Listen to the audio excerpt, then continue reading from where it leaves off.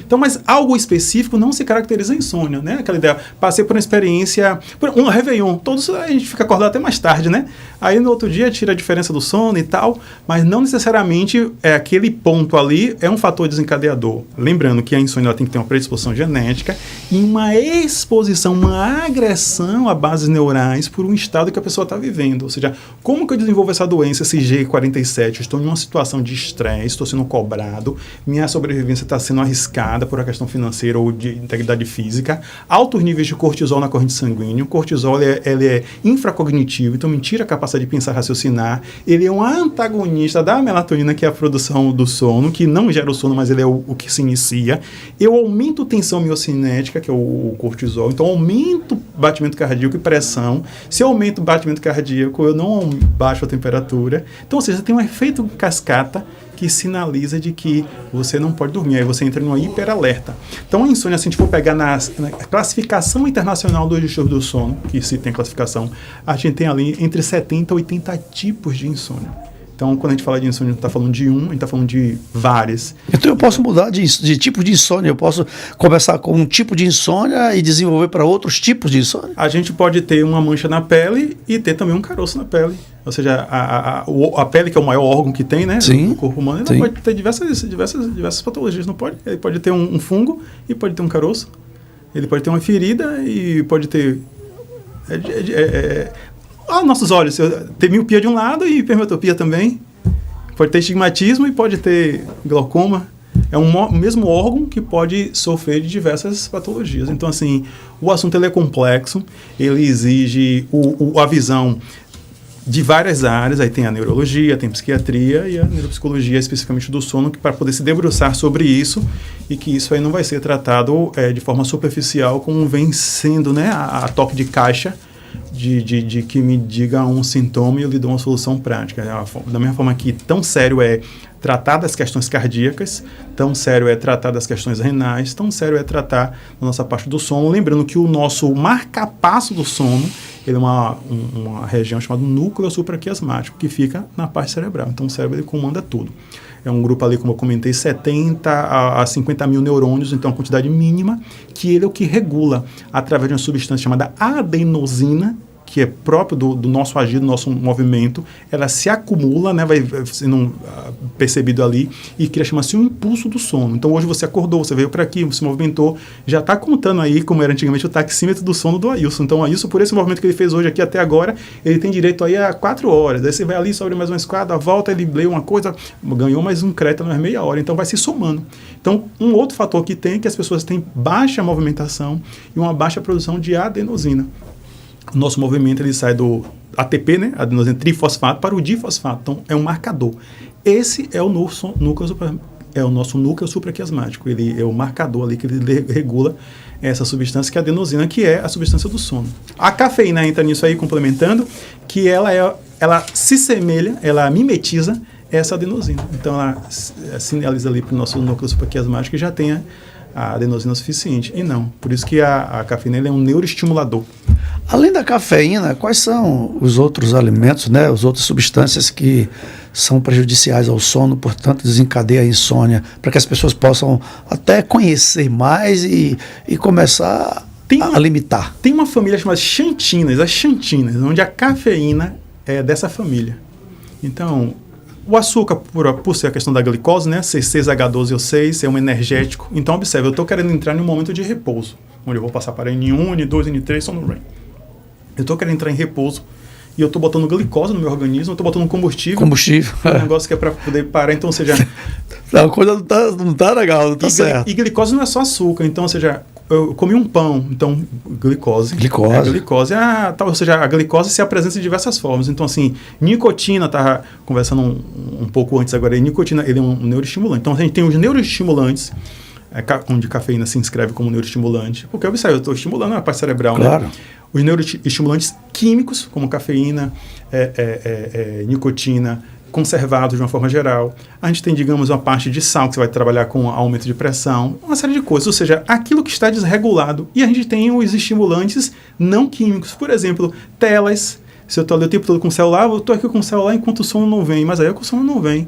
Porque a emissão, e aí se fala bastante, a emissão do Blu-ray, além do laser azul, o laser azul ele mimetiza a mesma frequência do feixe solar. Então você está sinalizando no nosso nervo óptico, no captador, para que não é noite, é dia, porque ele está captando luz azul. E a luz, aquele feixe de luz, a luz branca ali que está nas telas de LED, ele é similar, né? É um simulacro ali da luz solar. Então, apesar de ser noite fora, você está deixando o seu organismo ali confuso. É dia mesmo, é noite. Porque a gente está cercado de luz branca, né, que é a luz solar, e tem a luz da tela e no computador, e hoje em dia a gente está o tempo todo ali com o celular muito próximo, então você está inibindo, aí a gente falou um pouco dela, né, a produção de melatonina, porque a melatonina é produzida ao cair do sol. Se você está com um aparelho que está criando ali sinteticamente, né, artificialmente uma luz que se emana do sol, o organismo, mas é dia, é noite, então você está o tempo todo sendo confuso. Então você tem os elementos químicos e os não químicos. Só que a nossa sociedade está permeada de tudo isso. Ou seja, tudo conspira para a pessoa não ter o sono saudável. Mas tem pessoas que estão aí condicionando o cérebro e todo o seu sistema cerebral aí, tanto o periférico quanto o central, o sistema nervoso, e que se condiciona o seguinte: há quem diga até que eu só consigo dormir com a televisão ligada. Eu só consigo dormir depois que eu ficar algumas horas na tela. Isso me faz dormir. Outros, eu só consigo dormir quando eu leio 10 páginas, é o que me faz dormir. E tem outros que só dormem com a televisão e luzes ligadas. Me conta aí essa façanha dessa controvérsia. Aquela ideia, né, assim, vamos por partes, né, aquela ideia, ou seja, existe isso realmente. Agora, assim, não tem aquela ideia, um péssimo exemplo, assim, não... tem pessoas que... Você já deve ter ouvido alguém falar assim, né? Eu dirijo bem, quando eu bebo, eu dirijo melhor. Muitos. Você que lida com carro. Então, a gente diz, mas isso não tem fundamento. Não, mas tem fundamento. Ou seja, ele está criando uma autossugestão, né? Sim, negativa, né? Sim. Não uma autossugestão positiva. Então, vamos separar, são casos diferentes. No caso da leitura, funciona. Por que funciona? Porque a gente tem uma base muscular nos nossos olhos, chamado movimentos sacádicos. São micromúsculos que o nosso olho ele movimenta para acompanhar as letras. Movimentos sacádicos. É altamente exaustivo. Então é muito comum. Até as pessoas de base religiosa dizem assim, peguei a Bíblia para ler e comecei a dar sono. Peguei para estudar para o concurso e deu sono. Porque os nossos olhos, apesar de a gente estar no foco único, ele faz micromovimentos. Isso é muito cansativo. Então a leitura, ele é um indutor também por esse movimento aí de elevar para algumas pessoas. Aí a questão da luz. A luz está clara que ela vai ser o inibidor da melatonina, porque é a luz. Claro. Só que aí vem a questão da televisão. Cientificamente, a televisão não está recomendada, ela não deve ser utilizada, porque ele condiciona ali. Mas tem um fator muito interessante que para algumas pessoas, aquilo tem uma similitude de como se fosse alguém conversando, tira dela aquela sensação de que ela não está só, tira aquela ideia de como se fosse um ninar, e de repente isso aí guarda fundamentos mnemônicos, digamos que assim, de uma conversa que está ali, a pessoa não está nem prestando atenção e entra no sono. Tem gente que utiliza esse artifício. E o que é que você diz disso, Anderson? Perguntaria a você, né? Isso não é o recomendado, não é o padrão. O padrão é que você crie um movimento pré-sono, onde você se desconecte completamente de eletrônico, que você está criando uma bengala, né? E aquela história, uma muleta, né? Mal dizendo, digamos que assim. Isso está circunscrito no que eu falei anteriormente de conduta autolesiva. Na tentativa de resolver o problema, você agrava o problema. Você está o tempo todo condicionando o seu sistema cerebral a um condicionamento ali, a uma tela de televisão, onde não é necessário. Então, há um condicionamento. Porque eu já conheço diversos casos. Assim, digamos que 6 em cada 10 pessoas que me procuram traz essa questão. Eu durmo com a luz, um radinho, que é o somzinho. Sim, a questão do som ligado, das músicas, ou um áudio qualquer. Tudo é distrativo. Aquela ideia. Aquela ideia para não ficar uma coisa do radicalismo, né? Vamos tratar com lucidez, aquela ideia. Aí eu vou fazer uma comparação. A pessoa tem algum problema estomacal? Não. Então, se ela comer alguma coisa ácida, ela não vai ter azia. Sim. Pronto. Agora, para quem tem um problema estomacal, qualquer coisa vai desenvolver. Qualquer coisa vai desenvolver. Você tem insônia? Não. Então, Quem não tem insônia, toma café e vai dormir. Vai ter interferência, mas não vai ser o suficiente para tirar o sono dele. Para quem não tem insônia, vai comer o doce e vai ter problema, vai botar som, vai estar no som e vai dormir. Mas para quem tem insônia, lembre-se que está lidando com uma doença, um CID-G47, ou seja, existe transtorno. Então você não vai usar nenhuma conduta que vai lhe gerar uma dependência que não corrobora para a sua plenitude do sono. Então, dormir é desligar, é se desconectar e poder fazer com que o seu cérebro reconheça as pistas ambientais, que agora é o momento de repouso. E não tem nada nessa televisão que vai lhe interessar, que vai contribuir para o seu sono. Aí é aquela ideia, como que isso funciona para você? Quando eu vejo o silêncio assim, me dá uma angústia, me dá uma sensação, eu boto e eu me relaxo. Então, assim, vamos descondicionar isso é muito mais um condicionador, né? Vamos descondicionar isso. Tem todo um trabalho que é feito. E tudo isso é comportamental. Então, se é comportamental, não está na cápsula. A mesma coisa, então, isso acontece com pessoas que fazem atividades físicas à noite, depois do trabalho, né? É comportamental. Tem pessoas, se eu for malhar numa academia à noite, eu não vou conseguir dormir. Outros falam, quanto mais eu malho à noite, mais eu consigo pegar no sono mais rápido. Você foi preciso. O que a gente tem normalmente de academia? Luz forte, som alto, movimento, aquela coisa toda. Então, para alguns, dali adrenalina pica é altamente estimulante. E aí a pessoa está ali naquela, como se diz popularmente, naquela vibe ali de movimento. Então, assim, ele tende a postergar o sono. É um hiperestimulante, luz, muita coisa. Para outros, o fato de você estar em tensão muscular, de você estar em movimento o músculo, essa base desses exercícios funciona como se fosse uma massagem física que libera endorfinas, que libera uma série de neurotransmissores relaxantes, que depois que eu malho, tomei um banho, foi deitar, dormir na hora. Então, ou seja, o que é que a gente vai entender? A gente vai entender como que isso funciona para o sujeito. Eu como algum tipo de alimento e estou tudo bem. Eu tenho um irmão que ele tem alergia a camarão, ele só vê o cheiro e ele já fica empolado. Então, o camarão é ruim ou bom? Não é, depende de como funciona para aquela pessoa, né? Tem um primo também que ele tem alergia a um medicamento, acho que é a aspirina. Se ele toma, e aí ele dá parece um edema de glote, enfim, ele não tem reação boa. Então, tanto que ele precisa ter um outro tipo de medicamento. Então, não é que o medicamento ali é ruim, ou seja, é como que funciona para aquele sujeito. Então, em termos do exercício, ele pode ser um estimulador para alguns e um relaxante para outros. A gente vai olhar caso a caso. Agora, a produção do exercício, alguns vão estar mais à noite. De manhã não tem gente que vai assim, abre a academia, já estou lá. 5 horas da manhã, 6 horas da manhã. Lá. Outros não, de manhã não tem esse pique todo não, eu sou mais à noite. E tem a figura da atividade da noite. Então, a gente vai olhar aquela ideia, né, do velho adágio popular. Cada caso é um caso, vamos olhar especificamente. Então, por isso que a gente não pode tratar de forma industrial e generalizada as especificidades, né? A gente tem os consensos, mas os consensos precisam ser mensurados, adaptados ali como uma fina costura, né? Ali é um alfaiate, digamos assim, adaptado às suas medidas. Então, o exercício tem esse caráter. E das outros estímulos que estava falando da televisão, rádio e tal, tudo isso é estímulo distrator. Se a pessoa eu uso isso o tempo todo e durmo bem, maravilha. Agora, se a pessoa tem transtorno de sono, a gente não vai lhe condicionar o tempo todo, você vai ficar dependente disso, a gente vai regular, porque você não nasceu dependendo disso. O que é que o bebê, aquilo que você comentou, né? O que o bebê mais faz quando ele nasce? Só dorme. Então, o que aconteceu do antes para o agora que ele desregulou? Então, tem várias coisas, né? Hábitos, né? A pessoa diz, não, eu só almocei aqui, eu quero tomar um refrigerante. Isso é um condicionamento. Você não precisou. Então, que condicionamento? Isso, você está desenvolvendo um quadro de diabetes. Será que esse medicamento vai lhe ajudar no seu tratamento de diabetes? Não, então vamos descondicionar. Não, mas eu me sinto bem assim. Não, se sente bem, mas isso é saúde, né? Ou seja, coisas muito mal faz bem se sentir bem. Uma pessoa que é viciada em tabagismo não faz bem um cigarro, né? Nem por isso a gente vai adotar. Então, o que a gente precisa é ter a consciência que é uma resistência, e concluindo, devolvendo para você, uma consciência de que eu tenho uma doença, assim, é pesado falar, mas é a verdade. Tá lá o CID, então eu sofro de insônia, eu quero, como eu brinco, né, dar um basta na insônia, né? Vamos dar um basta, levar a coisa a sério. Então, eu não posso me valer de subterfúgio. Eu não posso estar ali um pé cá, um pé lá. Não, eu vou entender e fazer o que precisa ser feito, né? Entender da mesma forma. Imagina a pessoa ter o aumento de AVCs, porque você tem a parte interna dos nossos vasos, ele tem um tecido muscular chamado endotélio.